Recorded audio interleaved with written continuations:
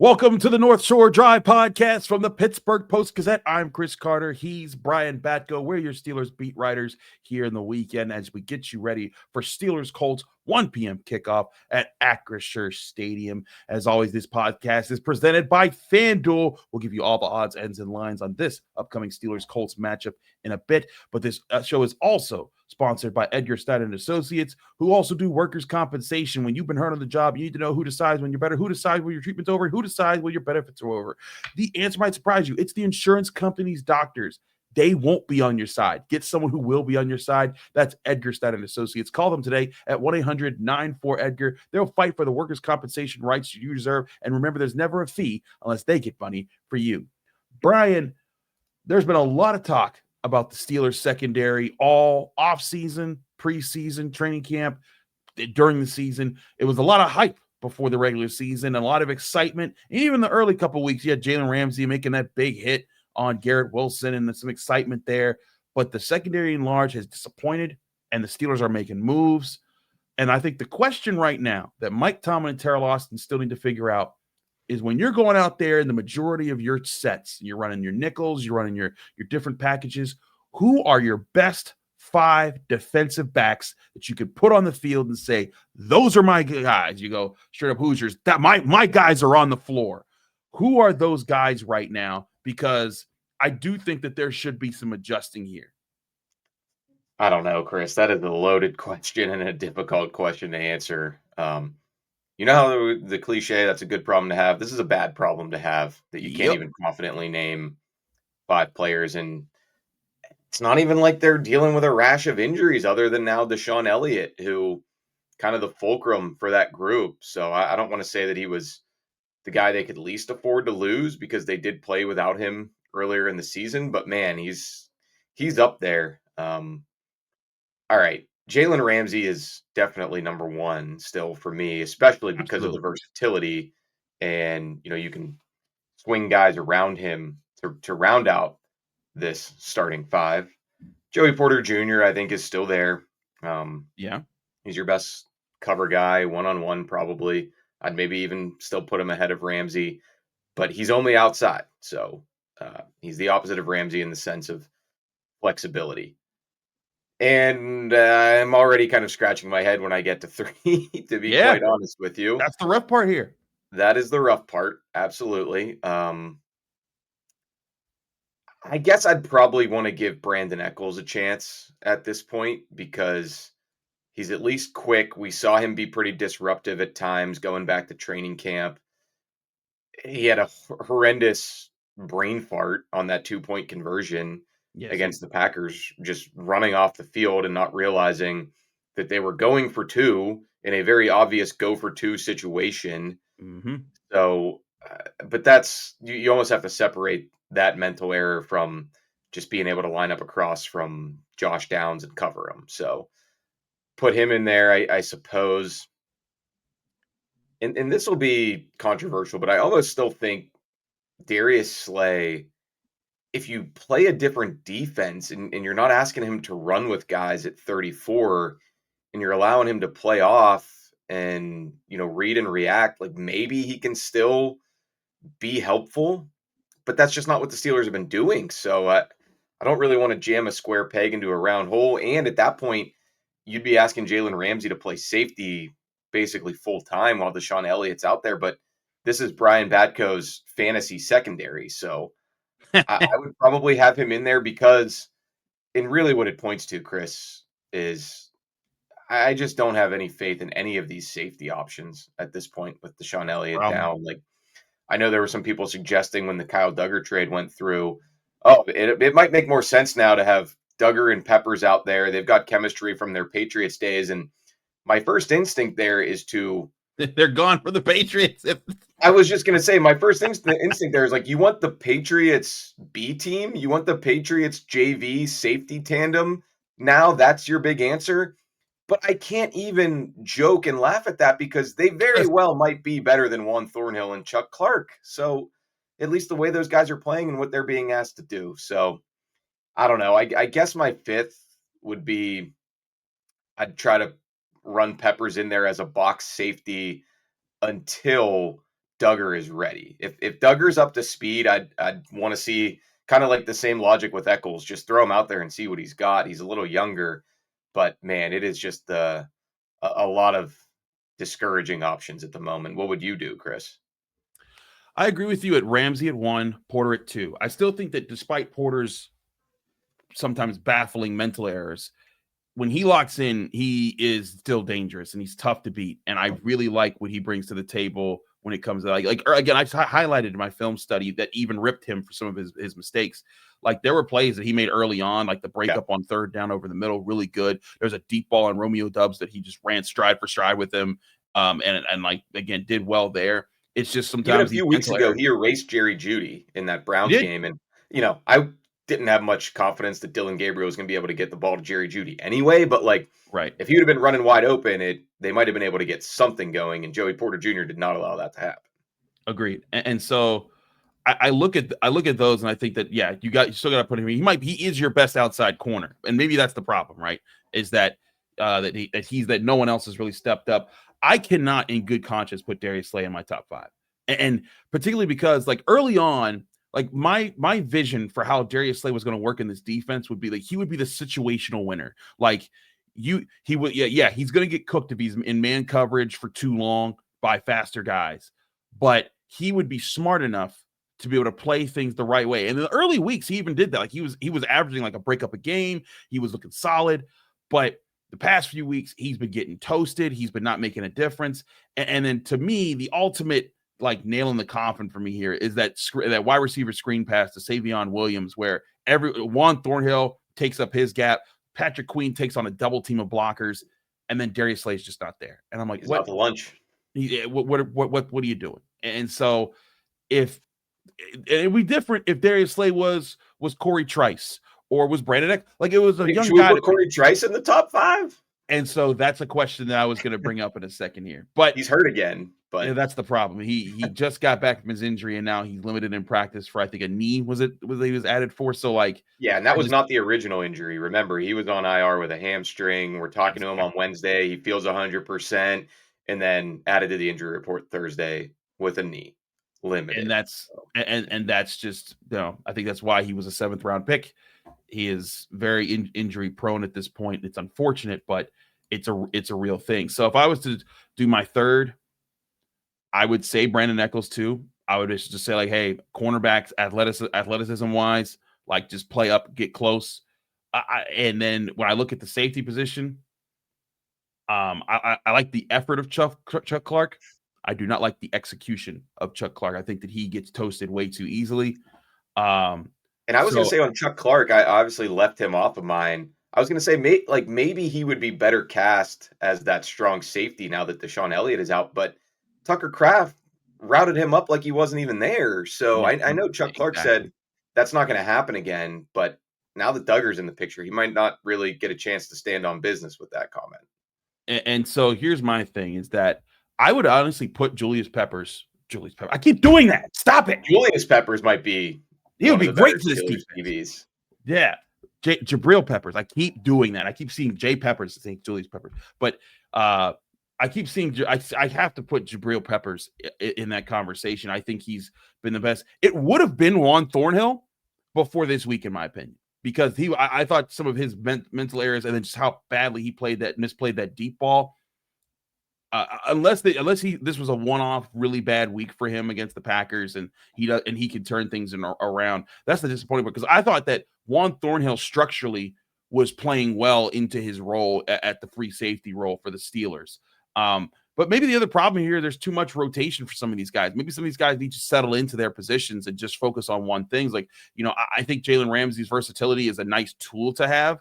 And you're moving them around, but maybe some of these guys need to not have to worry about, 4 different assignment potentials. Maybe they need to just be, hey, you know what? You're the free safety. Keep the middle of the field clean. Don't let people win in that space. And so, and Minka always took pride in that. I mean, he'd get a lot of questions about why aren't you producing more takeaways and stuff. But he's like, look, I'm keeping a lid on it. For the most part, I'm doing my job. So, with Ramsey, I think that's been a sneaky subplot all season is, hey, it's great that you're a jack of all trades, but do you think you're excelling at this? Is this the best utilization of you? And he almost, he's kind of gotten sick of us asking him about it. But yeah, I do still think that's a relevant topic. And so I look at that and I say, if Kyle Duggar can come in and play the DeShon Elliott role, which if you look at Kyle Duggar's tape, he is not a great cover safety, but he is a good run and hit safety. And that's where DeShon Elliott, I think, his best trait was for the Steelers. If Kyle Duggar could do that, I'd put Kyle Duggar as my fourth DB here. And then it's a question of, can Jabrill Peppers or Juan Thornhill be your best free safety? Because you need someone who can be back there. And I know some people are going to say, just put Jalen Ramsey back there, but I'm sorry. Jalen Ramsey, you want closer to the line of scrimmage. You want him in the slot. You want him blitzing. You want him taking away guys at the line of scrimmage. You want him buzzing around underneath to jumping those shorter passes and hitting guys. You put him back there, you might as well. It's a waste of the Minkah Fitzpatrick trade if you put Jalen Ramsey just at free safety, because that's the whole reason you got rid of Minkah Fitzpatrick, was not because of how bad he was, but because you were hoping to get an upgrade at the cornerback position and sacrificing the free safety role. But if your upgraded cornerback is now just playing free safety, you might as well have just kept Minkah Fitzpatrick, who was better in that role. So I would then put to make it come down between Peppers and Thornhill, who's my best free safety that keeps the top of the defense clean.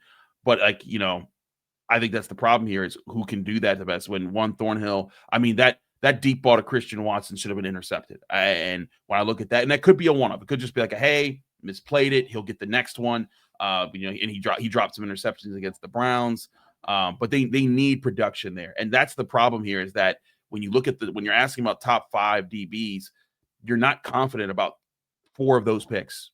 No, 3 of them. I'm confident in Porter and Ramsey. I think Porter will turn it around from the mental errors that he's made, and Ramsey's the guy. But Brandin Echols, you and I were wondering if he would be the slot corner going into this year, and then you're just not sure at safety at all, which kind of looks at they said, well, we don't need to value safety as much, so we trade away our one of the best safeties in football, and now that's a glaring weakness in your defense. I think that's the trouble here in picking these things.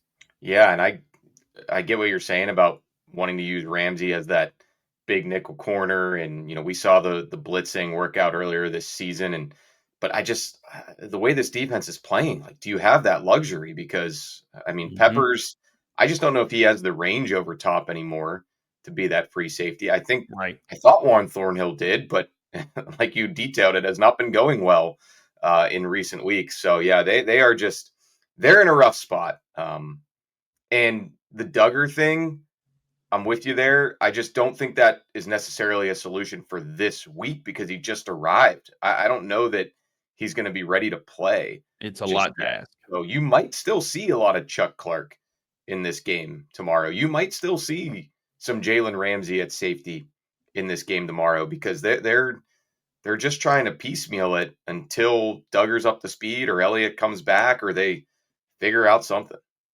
Maybe, but that's going to be a big question this week. We'll see what the Steelers roll out Sunday there for their team and who they try to play in the secondary. But let's get into this big matchup between the Steelers and the Colts, because this is a big game for both sides here. The Colts are atop the AFC at 7-1.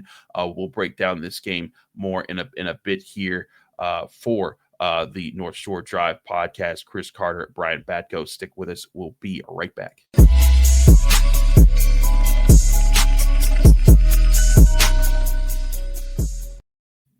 Welcome back to the North Shore Drive podcast of the Pittsburgh Post-Gazette. Chris Carter, Brian Batko. We'll get into our predictions here shortly, but first, I want to remind you that this show is brought to you also by Olivian Numismatic Rarities. When you're looking for, you got old gold and jewelry that's collecting dust in your home, you need to go and turn it into instant cash safely and securely, and that can be done at Olivian Numismatic Rarities right here in Pittsburgh's Shadyside neighborhood. Gold prices are at historic highs, and O&R pays top dollar for your unwanted gold, silver, and coins. Stop by their premier gallery at 5833 Ellsworth Avenue in Shadyside, or learn more at onrcoins.com. Stop by their gallery there, or go to their website, onrcoins.com, or call them at 412-900-COIN today. Also brought to you by Goldberg, Persky, and White. If you were diagnosed with mesothelioma or lung cancer, call your local attorneys at Goldberg, Persky, and White. For over 40 years, their firm has represented thousands of lung cancer and mesothelioma victims. Call 1-800-COMPLEX or visit gpwlaw.com for a free consultation. Brian, we look at this matchup, and FanDuel gives us the odds right now at the Steelers being 3-point underdogs, and the Colts are given in their money line -158. The Steelers are plus 134. The over-under set at 15.5 points. Looking at those odds, the Colts should be favored. I think there's some people that might argue the Colts should be favored by more because they're right now arguably the best team in football at 7-1.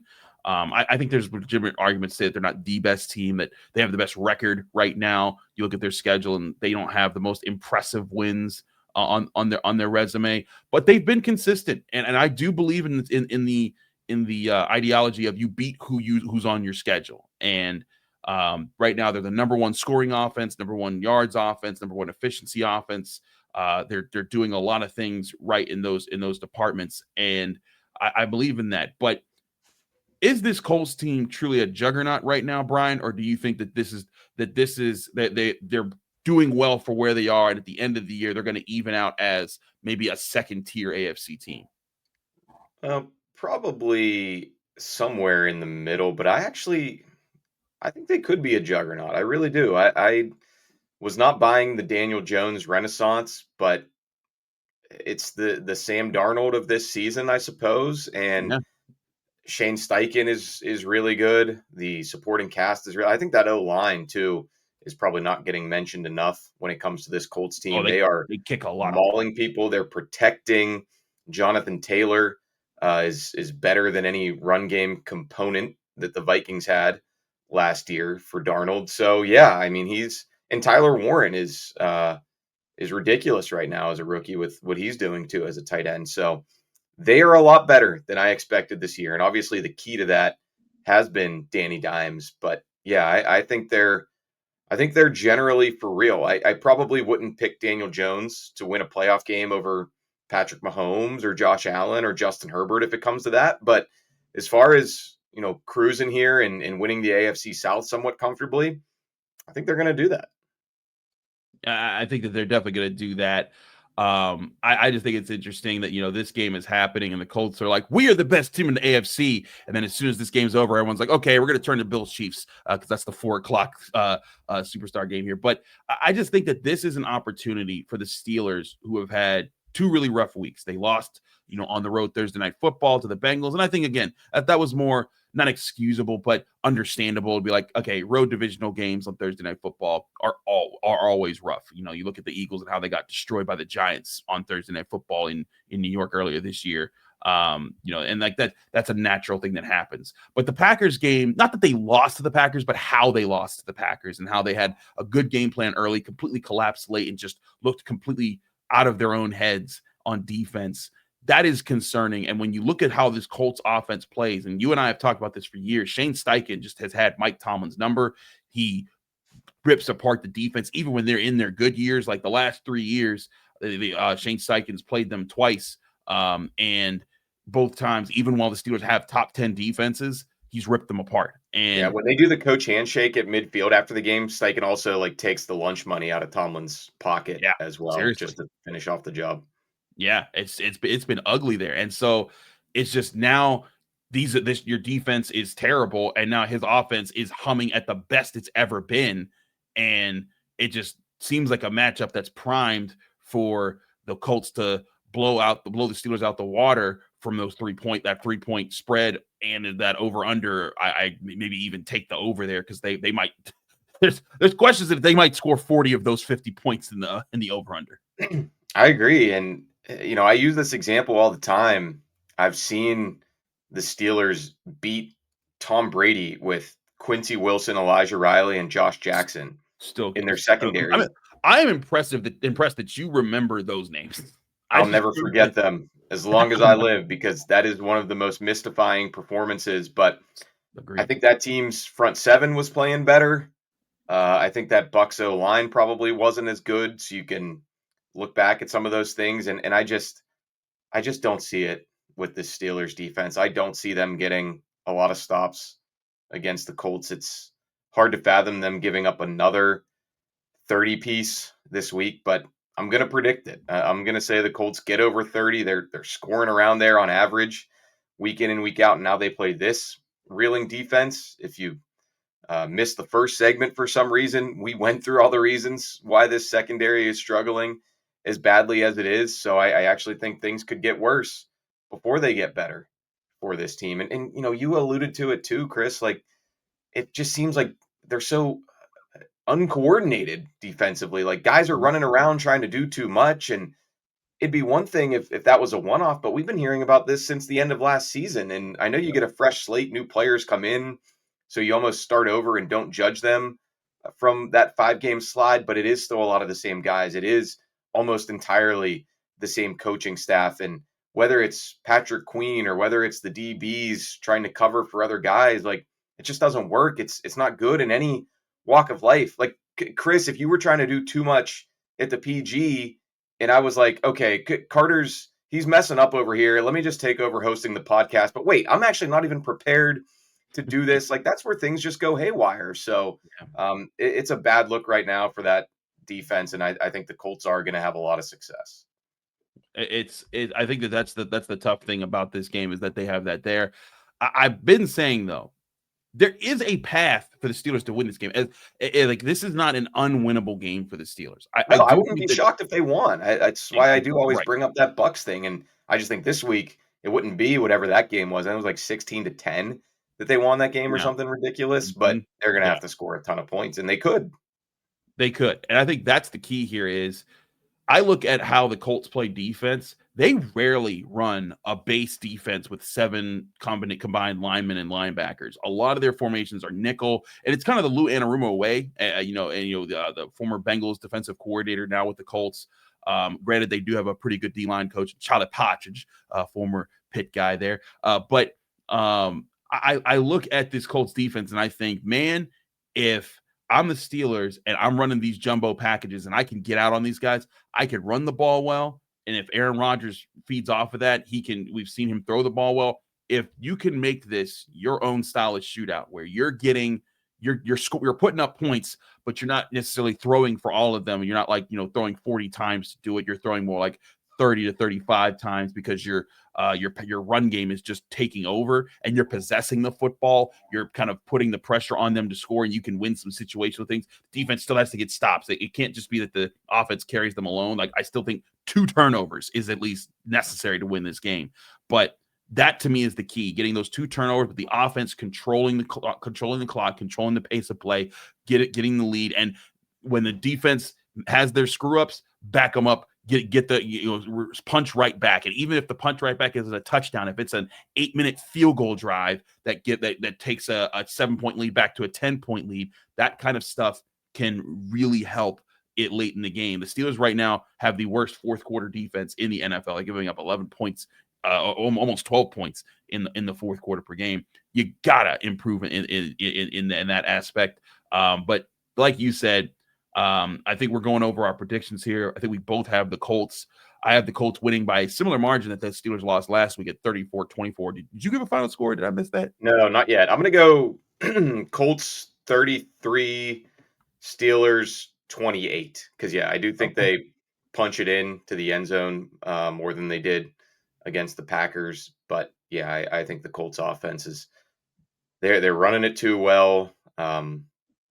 Like you said, the fourth quarter defense from the Steelers, that's we've seen that coming for a month now. I mean, they couldn't stop the Patriots late in that game. They couldn't stop the Vikings late in that game, despite they had injuries. But those 2 things were foreshadowing, and the Steelers were fortunate to pull those out. But I think this is going to be another 30 piece game against the Steelers defense. And man, if it's another week, Chris, where the defense is disheveled and the offense is doing everything it can, because the Colts corners are suspect. I talked about this with Kent Sterling from the Indy area on Chip Tam and Football. If you want to check that out, like, they've got some true no names out there, and I kind of hate that term, but I got to be honest. Like, they've got some very we'll clean it up. Some under the radar guys, to put it nicely, the euphemism at corner.